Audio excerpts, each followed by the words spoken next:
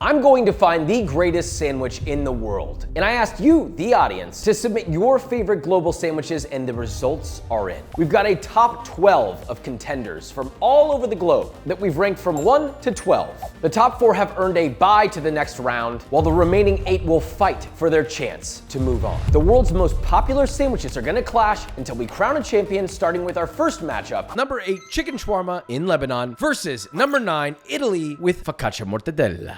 Number 8, chicken shawarma. Shawarma is served all over the world nowadays, and we see it with many types of meat, but chicken shawarma from Lebanon had an overwhelming amount of votes from you guys, and many of them called for a specific restaurant called Basturma Mano. We studied their recipe deeply, and a large round flatbread is spread with toom, which is an incredible garlic sauce, a handful of freshly fried French fries, shreddis, chicken shaved off a vertical spit, grill it shut, top the opening with a little bit more garlic sauce, another piece of chicken, and don't forget to stuff your pickle spear deep inside. Number 9, focaccia mortadella. This can mean a lot of different things. When the majority of the votes are calling for famous alla antico vanaio, we know they're talking about la paradiso, a type of crisp-edged Italian bread called schiacciata, which is spread with a pistachio cream on one side, a little drizzle of extra virgin olive oil on both sides, a big pile of thinly sliced mortadella, stracciatella on top of that, a little more olive oil too, why not? Crushed pistachios, and crown your king. This is a legendary sandwich for a legendary showdown. Today, to taste test, we have Chef Christian and sandwich connoisseur Salt Hank joining us. Listen, if anyone knows a good sandwich, these guys definitely do. Starting off incredibly strong with 2 places I love very much, Lebanon and Italy. Let's taste.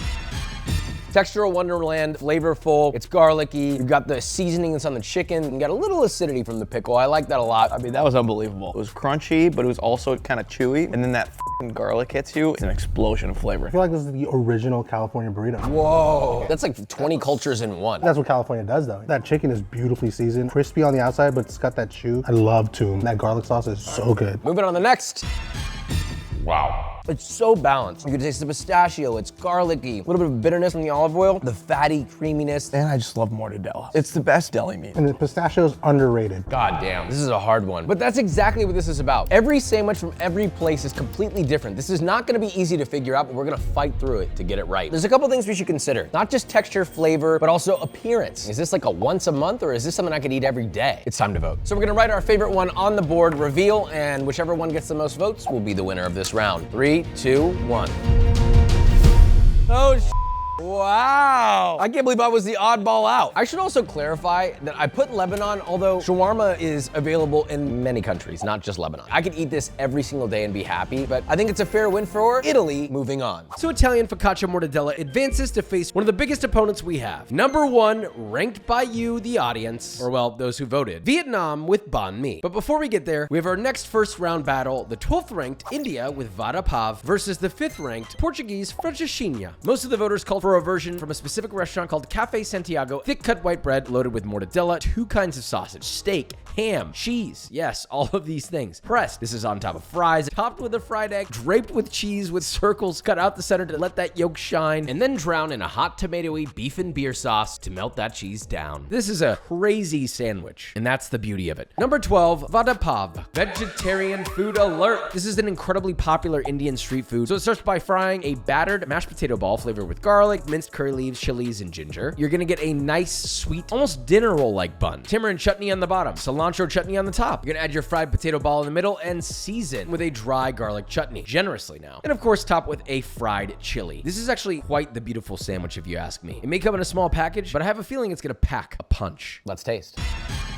Oh yeah, that's good. It is so flavorful. The seasoning, never even heard of that, but it's amazing. And you get a little sweetness from the chutney, some saltiness, umami, a little spicy. A lot of heat. Moving on. Now for the Portuguese francesinha. I've never seen this in my life.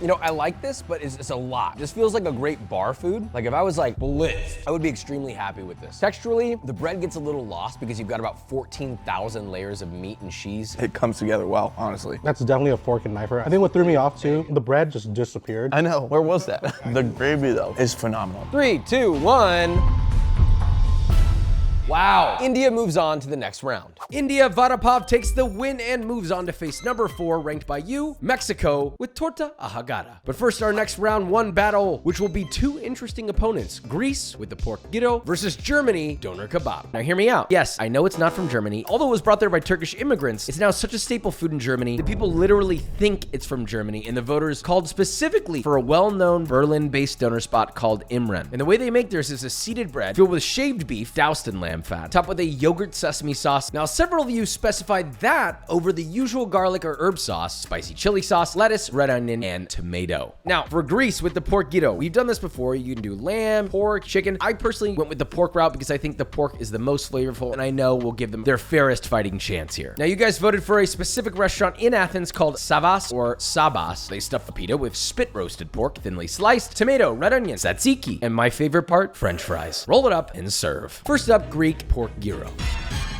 This is a staple, dude. So good. The softness, the chewiness from the pita, that salty, fatty meat, Greek oregano coming through. It's got acidity, it's balanced, it's rich yet tangy. That pork is amazing. Cucumber cuts it beautifully. It's simple. Now for the Greek gyro's opponent, Germany with doner kebab. Oh my gosh, good. I love that bread. The meat's nice. It provides some toothsomeness to the sandwich. It's seasoned nicely, it's fatty. You got all these sauces. It feels like a really solid, well-executed sandwich. The meat in this was so ridiculously good. When the sauces on here are balanced versus, just a cooling one to balance the meat, this balances the whole sandwich. Let's rate Germany or Greece. Who will it be? In 3, 2, 1. Whoa! Very good. That's it. That's all I got. It's super good. Moving on. Respect and love to Greece, but doner kebab moves on to the next round. But not before our final first round battle, France with a jambon beurre versus Argentina choripan. Now for France, the jambon beurre is very simple. You need a nice quality baguette, butter on both sides, seasoned with flaky salt, lightly smoked ham, and crown your king. Optionally, you can do some cornichons on the side. That's it. Now Argentina bringing it in with the charcoal grilled chorizo, served butterfly. It's also called mariposa, on a lightly grilled baguette, your sausage, your chimichurri, and enjoy. We have 2, honestly, surprisingly, beautifully simple and similar looking sandwiches. I'm excited and I want to start. First up, France, jambon beurre. It's so good. It's so simple, but that punch of zestiness from the cornichon, perfect kick. I love this sandwich. The lack of having a ton of components creates a very specific experience. You can enjoy each and every component in this, so it's very important you use high quality ingredients. Chewy, crunchy, the softness of the meat, the richness of the butter, but it matches so beautifully with the rest of this. The silkiness of this butter, it's borderline mayo. Bread is amazing. It's simple. I stand by the saying, make sandwiches simple again. Next up, Argentina, choripan. Argentina, this is gonna be tough. Dude, that was real good. So simple and so perfect, but so beautifully decadent and actually complex in its flavors. HOTTOGO. I want to take this hot to go. That was delicious. We're gonna rank it now. That was a good sandwich. 3, 2, 1. Argentina! Wow, unanimous Argentina! The French, they fought hard on this one, but Argentina's sandwich ultimately had the punch I wanted. Moving on. So Argentina's choripan with the upset now moves on to face America. The sandwich representing it, Philly cheesesteak. This kicks off round 2 with a big battle. Our number 1 most voted for, Vietnam with the grilled pork banh mi. This can come with many meats. It can come with many fillings. You can add pork liver pate if you're into that. I'm personally not. But ultimately, it's a fresh baked baguette, mayo, grilled pork, pickled daikon and carrots, fresh cucumber, fresh jalapeno, a few sprigs of cilantro, close it up, and I mean, look at this damn thing. This is a tough one. These are 2 of some of my favorite sandwiches of all time. Now the real battle begins. Italy, focaccia mortadella. Can it upset the number 1 ranked sandwich? That's It's crazy. insane. So fatty. The acidity from the pickled daikon and carrot and then the meat, it's so good. It's got every texture. Crunchy, soft, chewy. The baguette's crazy. That's crucial in a good banh mi is a great baguette. Crispy on the outside, soft on the inside. Sure, it's gonna terrorize the roof of your mouth a little bit, but you don't give a because what's inside is worth fighting for. Anyway, moving on to the next one. I need a refresher on Italy. We're having it again just to be fair here. 3, 2, 1. Every single day. Vietnam takes the lead, overtaking the Italian mortadella sandwich. It may be viral, but this is an OG. Moving on to the next round. It was an incredible fight for an incredible sandwich. Vietnam gets the win with banh mi, a legendary sandwich, which will take on the winner of the next round, which is India, Vada Pav versus Mexico with torta ahogada. There were a lot of votes specifically for torta ahogada. This is the classic way at El Guarito, one of the oldest torta ahogada shops in Guadalajara, Mexico, where the sandwich was supposedly invented. A bolillo roll is filled with fatty, tender carnitas and then drowned in either a spicy sauce or a mild sauce, or doing both. Served with onions and lime to help cut that heat. We all know this can be filled with all sorts of beans, meats, cheeses. We went with what we think would give it the strongest edge, which is simple, tasty, fatty, delicious. Carnitas. So we have Mexico versus India on this one. Typically this is served with onions and limes. Totally optional, but I do think lime juice is not optional. That is spicy. It might be spicy as but it tastes amazing. You just gotta cut it with one of these. On the inside of the roll, it's soft, but on the outside, it's mushy, ushy, gushy, but in a good way. It's so juicy. The meat's fatty, it's rich, it's salty, yet acidic and spicy. It's so many things in one. That was delicious, but god damn it, was it hot. Why is it so spicy? Next up, India. Ah, it's hot. So let's rate. 3, 2, 1. Gotta do it. Gotta do it. Look, I just feel like it's a little bit more of a balanced sandwich. I think they're both excellent, but I have to be really in the mood for the torta ahogado. The meat in the torta was great. I think the lava pool it was in kind of took away from everything. India takes the lead. We now move on to the next round. And the story continues. India with the upset victory. Could they go all the way? They enter a battle against the top-seeded Vietnam with banh mi. But first, our next second round showdown, Germany, doner kebab versus Cuba, the Cubano. I know what you're thinking. Josh, is the Cubano as we know it today really from Cuba? Didn't it really take shape in Florida? Well, first of all, when we did our voting round, Cubano was specifically voted to represent Cuba. Even though according to historians, the version we see today was likely invented in Florida. But look, it likely would have never existed without a simpler sandwich Cuban immigrants probably brought to America. So for our purposes today, and given what everyone voted for, Cubano is representing Cuba. And hey, it's an incredible sandwich. I'd love to be represented by a Cubano. Cuban bread. It has to be fresh baked. Ham goes down first, then mojo roasted pork, Swiss cheese, dill pickle, slice medium thick, yellow mustard on the top half, close it up, spread the top with butter, place some butter on a plancha, flat press that bad boy until it's flat, crisp, melty, and beautifully hot. Now Cuba enters the mix against Germany. Now we know there is also a Tampa Cubano with salami. We had no specified votes calling for that, so we're sticking to the most common version. I love that you can pick out each thing. Like I could taste the pickle, I could taste the mustard, I could taste the ham, I could taste the roasted pork. It's all pronounced. Crisp on the outside, soft, juicy meat on the inside. It's salty, yet it's sour. It's pickly, yet it's got good salinity and cured flavors. It's a very balanced, wonderful sandwich. Now we have the German sandwich, just to refresh. Very different. I got my rating. I know who the winner is. 3, 2, 1.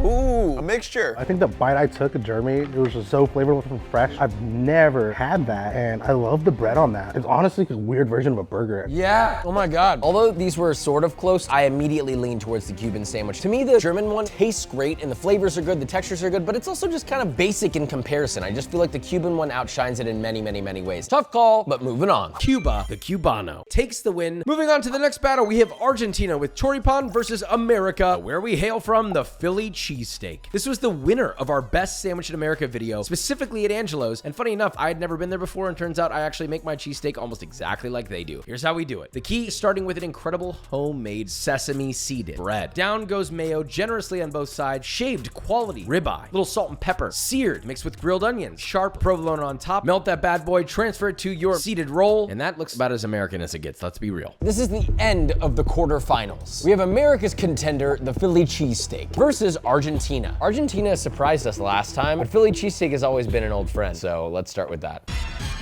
Oh, We're doing Angelo's proud. God bless America. I've always loved a good Philly cheesesteak. It's fatty, it's rich, there's some creaminess if you're into the mayo. The cheese plus the mayo plus the beef fat becomes its own emulsion. It's so flavorful, and the piquantness from the sharp provolone actually I think adds a little bit of a cut to the richness. I don't think I've ever had it without American cheese or some Cheese Whiz or something, and honestly, this is better than every Philly cheesesteak I've ever had. Now, Argentina, I need a little refresher. How are you gonna do? This is a good matchup. I hate that we have to eliminate one of these. These are both incredible sandwiches. All right, here we go. 3, 2, 1.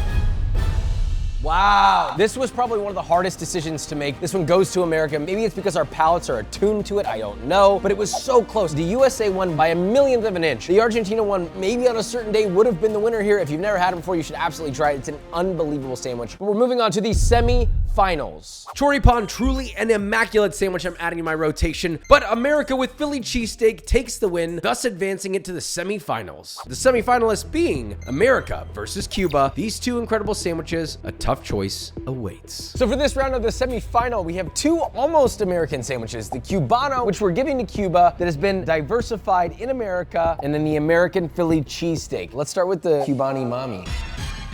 Fantastic. Warm, juicy, flavorful, lovely. It's the type of sandwich that, due to the balance, you take a bite and get that little acidity, makes you want to go back. All right, Philly cheesesteak. So ridiculously good. You do get that whiff of provolone before you even take a bite. It's so American, it almost farts in your face before you eat it. All right, who's it gonna be? 3, 2, 1. USA!